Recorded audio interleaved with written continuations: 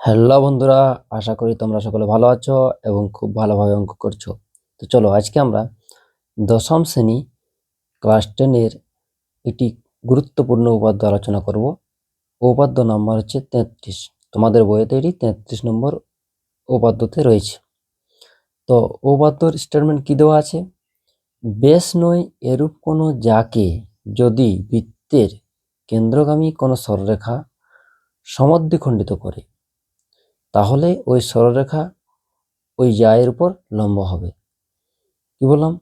বেশ নয় এরূপ কোনো যাকে যদি বৃত্তের কেন্দ্রগামী কোনো সরলরেখা সমদ্বিখণ্ডিত করে, তাহলে ওই সরলরেখা ওই জায়ের উপর লম্ব হবে। দেখো ছবিটা অঙ্কন করলাম। ও কেন্দ্রীয় একটি বৃত্ত আছে। এবি হচ্ছে বেশ নয় এরূপ একটি যা, আর এই ওডি হচ্ছে ওই কেন্দ্রগামী সরলরেখা। ঠিক আছে, তাহলে কি বলা আছে? আমাদের স্বীকার্য বিষয়। আর কি হবে?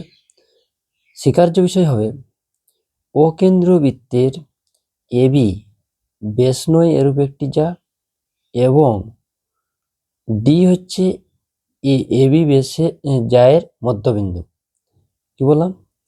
এবি হচ্ছে বেশ নয় এরূপ একটি যা এবং ডি হচ্ছে এবির মধ্যবিন্দু, অর্থাৎ এডি সমান ডিবি। এটা আমাদের স্বীকার্য বিষয় হবে। তাহলে স্বীকার্য বিষয় কি হলো?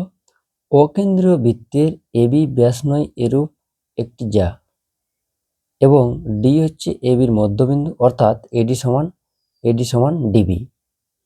এবার আমাদের প্রামাণ্য বিষয় কি প্রমাণ করতে হবে? প্রমাণ করতে হবে ওই যে কেন্দ্রগামী সরলরেখা ওই ওডিটা, সেটা কি হবে? এবির উপর লম্ব হবে, অর্থাৎ ওডি লম্ব এবি হবে। তাহলে প্রামাণ্য বিষয় কি হলো? ওডি লম্ব এবি। এরপর এই প্রমাণ করার জন্য আমাদের উপপাদ্যটি প্রমাণ করার জন্য আমাদের একটু সামান্য অঙ্কন করতে হবে। কি অঙ্কন করতে হবে? এই ও কমা এ এবং ও কমা বি যুক্ত করতে হবে। অর্থাৎ আমাদের অঙ্কনে কি হবে? ও কমা এ এবং ও কমা বি যুক্ত করলাম, এটা আমাদের অঙ্কন হবে। তাহলে অঙ্কন কি করলাম? ও কমা এ এবং ও কমা বি যুক্ত করলাম, ও কমা এ ও কমা বি যুক্ত করলাম। এরপরে আসছি প্রমাণে। প্রমাণ করতে গেলে আমাদের এখানে দেখো, এই অঙ্কন করার জন্য অ কমা এ এবং অ কমা বি যুক্ত করার ফলে আমাদের দুটি ত্রিভুজ উৎপন্ন হয়েছে, এ ও ডি এবং ত্রিভুজ বি ও ডি। এই দুটো ত্রিভুজকে আমরা সর্বসম দেখাবো। ঠিক আছে, তো এই দুটো ত্রিভুজকে সর্বসম দেখাতে গেলে আমরা এই দুটো ত্রিভুজ থেকে কি কি পাচ্ছি সেটা আগে দেখে নিই। কি কি পাচ্ছি দেখো। যেহেতু এই ও এ এবং ও বি একই বৃত্তের ব্যাসার্ধ, তাহলে কি হয়ে যাবে? এই দুটো ত্রিভুজের এই এওডি ত্রিভুজের ওএ বাহু আর বিওডি ত্রিভুজের অভিবাহু সমান হবে। ঠিক আছে, এবং কি হবে? এডি সমান ডিবি হবে। কোথা থেকে? স্বীকার্য বিষয় থেকে। স্বীকার্য বিষয় বলেছি ডিটা হচ্ছে এবি বাহুর মধ্যবিন্দু, তাহলে এডি সমান ডিবিও পেলাম। তাহলে ওএ সমান অবি পেলাম, এডি সমান ডিবি পেলাম। এবং এই ওডি বাহুটা দেখো ওই দুটো ত্রিভুজেরই সাধারণ বাহু। ওডিটা হচ্ছে দুটো ত্রিভুজেরই সাধারণ বাহু। ঠিক আছে, তাহলে এই দুটো ত্রিভুজের দেখি কি দেখতে পেলাম, যে সব বাহুগুলোই সমান হচ্ছে, অর্থাৎ এই দুটো ত্রিভুজ আমরা কি পাবো? সর্বসম পাবো। কোথা থেকে? সাইড সাইড সাইড, বাহু বাহু বাহু শর্ত থেকে আমরা এই দুটো ত্রিভুজকে সর্বসম বলতে পারবো।